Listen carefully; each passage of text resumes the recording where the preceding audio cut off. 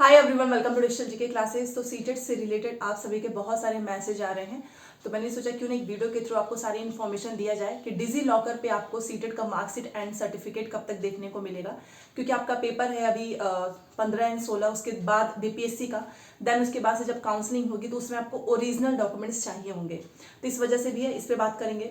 साथ में आपको पता ही है कि अब सीटेट में नया नियम, नया बदलाव, जब से मीटिंग हुई है इनकी एनईपी 2020 के अकॉर्डिंग, अब आपके सामने नया सीटेट भी होगा। नया सीटेट का मतलब यही है क्योंकि चीजें अब बदल रही हैं। ऐसा नहीं है कि पहले आप जो क्वेश्चंस आपको वन लाइनर में देखने को मिलता था उसका आंसर भी वन लाइनर में, उसका डिफिकल्टी लेवल बढ़ चुका है। ऑफलाइन से ऑनलाइन हो जाएगा, उसमें भी प्रॉब्लम होगी।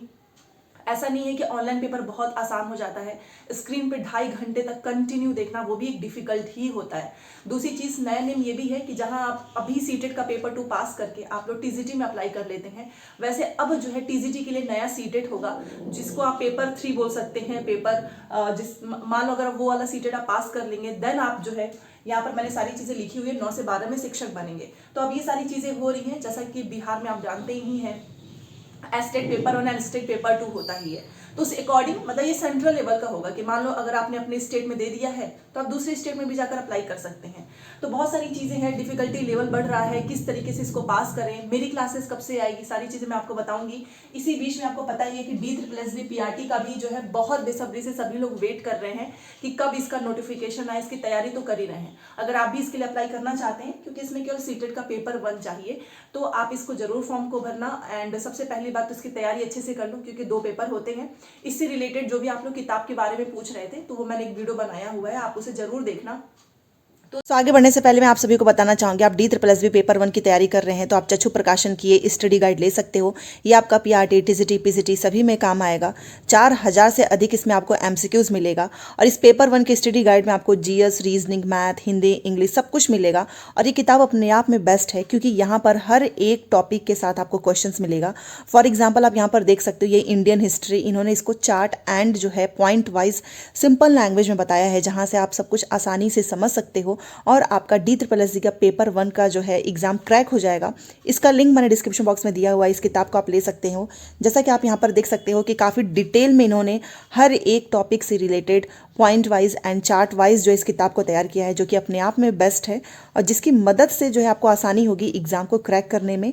यहाँ पर आप देख सकते हो, ये आपका मौर्य साम्राज्य, आपका गुप्त वंश, पॉइंट वाइज में इन्होंने सब कुछ तैयार किया है। चक्षु प्रकाशन की study guide Hindi and English दोनों मीडियम में आती है। आप अपने अकॉर्डिंग कोई भी इसमें से सेलेक्ट कर सकते हैं और आपकी तैयारी काफी स्ट्रांग हो जाएगी। तो देखो, सबसे पहले यहाँ पर एक चीज मैं आपको बता देती हूँ कि कहीं ना कहीं देखो तो बीएड और डीएलएड के लिए एक तरीके से जो आने वाला सीटेट है, वो एक तरीके से अंतिम मौका भी हो सकता है।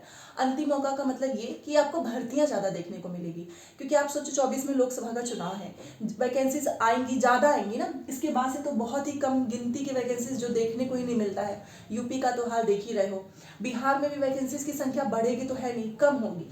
तो एक तरीके से आप ये सोचो कि जिसका सीटेट इस बार हो चुका है पास, उनके पास अपॉर्चुनिटी है।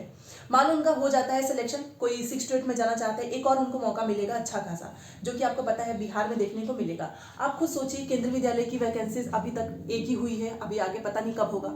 लोकसभा का चुनाव है, उसको ध्यान में रखते हुए बिहार में भी 1-2 वैकेंसीज आ जाएंगी। उसके बाद का क्या, उसके बाद से आप देखिए दूसरे स्टेट में तो वैकेंसीज आ ही नहीं रही हैं। तो कहीं ना कहीं जितने भी बीएड और डीएलएड हैं, आप 1 to 5 में टीचर बनना चाहते हैं, 6 to 8 में, 9 से 10, 11 से 12, तो ये सीटेट अच्छे से क्लियर कर लो, ताकि आने वाली जो भी वैकेंसीज हो आप उसमें अच्छे से अप्लाई कर सकें एंड आपका एग्जाम क्लियर हो। तो देखो देखो डिजी लॉकर पे आपको सर्टिफिकेट तो जस्ट मैंने अभी चेक किया था, तो अभी कुछ शो नहीं कर रहा है।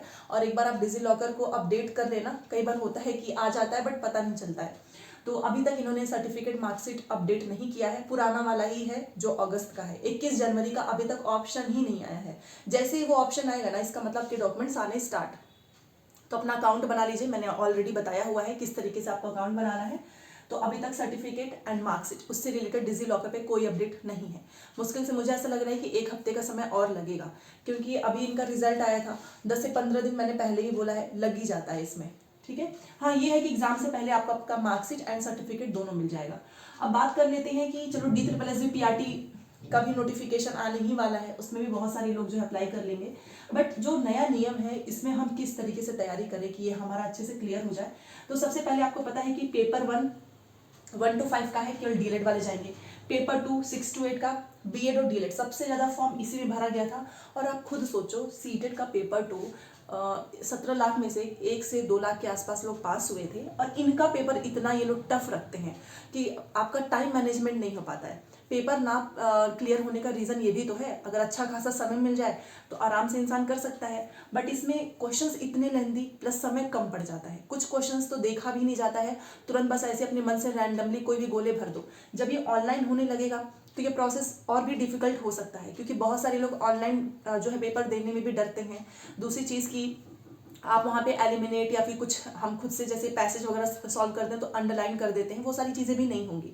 तो 2025 में जो आपका सीटेड होगा वो एनटी के द्वारा होगा, मैंने आपको पहले ही बताया है। वो आपका ऑनलाइन होगा, पैटर्न भी चेंज होगा। ये वाला जो आपका सीटेड है वो ऑफलाइन होगा, तो इसको आपको अच्छे से क्लियर करना है। हमारी क्लासेस आपको 15 मार्च से जो है दोबारा से देखने को मिल जाएगी। एनसीईआरटी पूरा बेस्ड होता है, आपको पता ही है, सारी चीज़ें आपको जो है हमारे टेलीग्राम पे मिलता ही है। तो ये अभी पेपर 2 का ये हाल है कि 6 to 8 में मैथ और साइंस, सोशल साइंस में इतने सारे स्टूडेंट्स फेल हो जाते हैं, तो जब इनका 9 से 12 के लिए आएगा तो वो भी डिफिकल्टी लेवल उनका हाई ही रहेगा। तो सबसे पहले क्यों ना आप जो है अगर जो जिसमें भी एलिजिबल हैं, जैसे कि डीएलएड वाले 1 to 5 में हैं, बीएड वाले 6 to 8 में हैं, यहाँ पर भी डीएलएड वाले हैं, तो एटलीस्ट आप इतना सिलेबस तो पहले से कर लो। कम से कम एनसीईआरटी आपको पूरी पढ़ लेनी है कि जब भी जो भी एग्जाम है कुछ भी बदलाव हो, एटलीस्ट एनसीईआरटी के नोट्स आपके पास होने चाहिए, आपने अच्छे से पढ़ा हो। और मैंने आपको बोला ही था कि एनसीईआरटी के जो भी सोशल साइंस के जितने भी कॉन्टेंट है बाइलिंगुअल मैं आपको प्रोवाइड करवाऊंगी, तो उस पर भी काम चल रहा है। सब कुछ मुझे ही करना है, पीडीएफ वगैरह सब कुछ किताब से देख के अच्छे से, जहाँ से एग्जाम में क्वेश्चन बने उस तरीके का कॉन्टेंट मैं तैयार कर रही हूँ। पिछली बार भी आपको सोशल साइंस का जो कॉन्टेंट था उससे बहुत हेल्प मिला एंड आप लोगों का सीटेट क्लियर हुआ। अगर ये दोनों चीज़ें हमारी तैयार होंगी तो जो भी इनका नया बदलाव होगा वो हम अच्छे से कर लेंगे। तो आपको पहले से ही तैयारी करनी, ये नहीं कि एग्जाम के 1 महीना पहले मैराथन देख लेंगे तो हो जाएगा, उससे कुछ नहीं होगा। और ऑफलाइन के बजाय जब ऑनलाइन हो जाएगा, तो आपने देखा था पिछली बार ऑनलाइन कितने शिफ्ट में होता है, किसी दिन का पेपर ईजी होता है, किसी दिन का पेपर टफ होता है, उसमें भी तो लॉस होता है। नॉर्मलाइजेशन जैसी चीज़ें होती नहीं है। मान लो 20 दिन पेपर चल रहा है, 20 दिन में से स्टार्टिंग एंड लास्ट के कुछ क्वेश्चंस ऐसे भी होते हैं जो कि टफ होते हैं, और उसमें एक ऐसा कैंडिडेट है जो कि पास हो सकता था बट 1 नंबर से फेल। तो ये सारी चीज़ें आपको देखने को मिलेंगी। तो अभी आप जानते हैं कि जनरल से अगर आप हैं तो 90 लेकर आना है, ओबीसी SC ST से हैं तो आप 82, बट अदर स्टेट में जाने के लिए 90। तो सेफ स्कोर होता है 90 कि 90 लेके चले आओ, कहीं पर भी आप अप्लाई कर सकते हैं। तो तैयारी कैसे करना है वो तो मैं आपको बताती ही रहूंगी, बट अभी के लिए आपको बस इतना याद रखना है कि नया नियम आएगा, पेपर अलग से दूसरा पेपर होने वाला है 9 से 12 के लिए। तो इसमें अगर आप पास कर लेंगे तो आप टीजीटी पीजीटी के लिए अप्लाई कर पाएंगे। देन इनके रूल्स भी चेंज हो जाएंगे।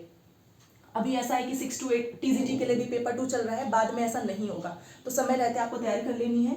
और सीटेट अगस्त में है तो जुलाई से जून से आपको सारी चीज़ें पता चल जाएंगी। तो 15 मार्च से हमारी क्लासेस स्टार्ट हो जाएंगी। उसके बाद से जो भी ये चेंजेस होगा हम लोग अच्छे से उसके साथ जो है मैनेज कर लेंगे, क्योंकि पहले से हमारी पढ़ाई चल रही होगी। आपको अभी क्या करना है, सबसे पहले जितने भी सीटेट ने पेपर कराए हैं एटलीस्ट प्रीवियस क्वेश्चंस को देखिए, पैटर्न को समझिए कि किस तरीके से क्वेश्चंस पूछा है, कितने बदलाव हुए हैं अभी तक, क्योंकि टाइम मैनेजमेंट करना एक बहुत बड़ा रोल होता है सीटेट को क्लियर करने के लिए। अगर आपका टाइम मैनेज नहीं हो पा रहा है तो सीटेट नहीं हो पाता है क्लियर। बहुत लेंदी क्वेश्चंस आते हैं, और वो टाइम मैनेजमेंट आपको कोई टीचर या कहीं से क्लास देख के नहीं आएगा, वो खुद से प्रैक्टिस करनी होगी।